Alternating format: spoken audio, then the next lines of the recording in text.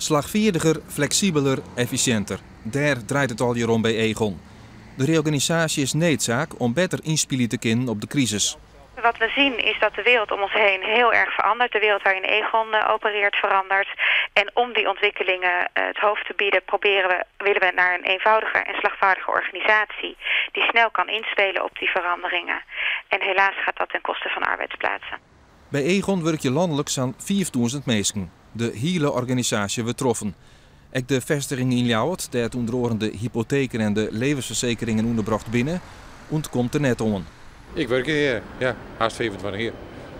En voor mij houdt het er in ieder geval in dat ik afscheid nemen moet van Egon. Schrokken? Nou ja, ik wist dat er wat stiert te gebeuren. Dus op het moment dat het aan het share verteld wordt, dan komt het even binnen. Hoe is de sfeer Joet op het bedrijf? Bedompt. Dus die had een hele slechte mededeling gekregen en door een hele, een leukere mededeling. En ik bedoel, we zijn als collega's, maar we komen er toch wel in. En zo mooi is het net. De vestiging in Ljouwert telt zo'n 800 arbeidsplakken. 50 daarvan worden dus krost. Dat lijkt het net zo'n soort. Maar als je neigt dat er een protte parttimers werkje, gaat het al gauw om zo'n 70 mensen die op straat komen te staan. En de directie sluit dwongen ontslagen net uit.